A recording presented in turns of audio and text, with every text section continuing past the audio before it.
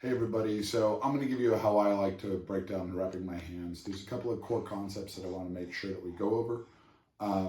We're going to start with the kind of hand wraps that I like to use. I like to use no less than 180 centimeter Mexican style hand wraps, and I roll them inverted so that we have easy application when it comes time. The first thing we're going to do is we're going to make sure that we're going to follow the directions on the wraps. This side down, we're going to make sure that side stays down, and we're going to start with the pad, the knuckle pad.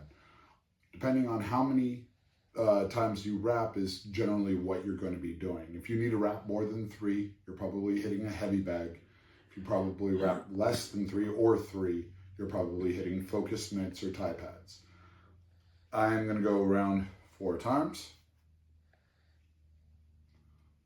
Now I have a nice knuckle pad.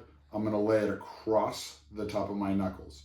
I'm going to go once around my hand and cover all the stuffing at the bottom, and once around my hand to cover all the stuffing at the top, so none of the stuffing falls out. Nice comfy pad, no excess leaves hanging out.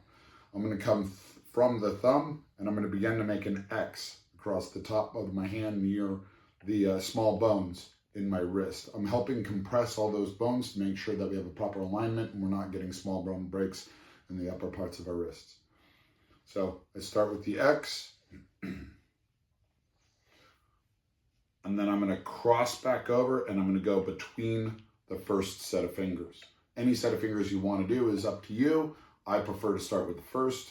We aim towards the thumb, and we'll go once around the knuckles, repeat the cross across the wrist, and move down into the next split between the fingers.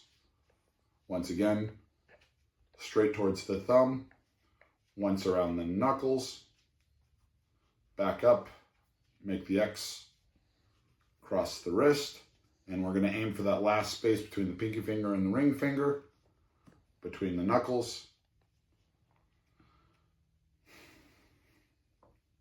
across the fist, back up and around the wrist. Now, if you have thumb issues, this would be a spot where you would then wrap the thumb and reinforce it. I personally don't like to do that, so I'm going to use the remainder of the material to reinforce where the radius and ulna fit into the hand, and I'm going to think about my knuckles starting from these 2 knuckles and are 2 rods that come to the elbow as I wrap the wrist.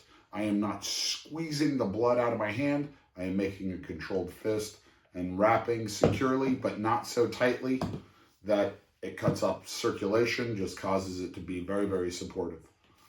As I said in the beginning, I reverse roll these so that it comes with easy wrapping and unwrapping.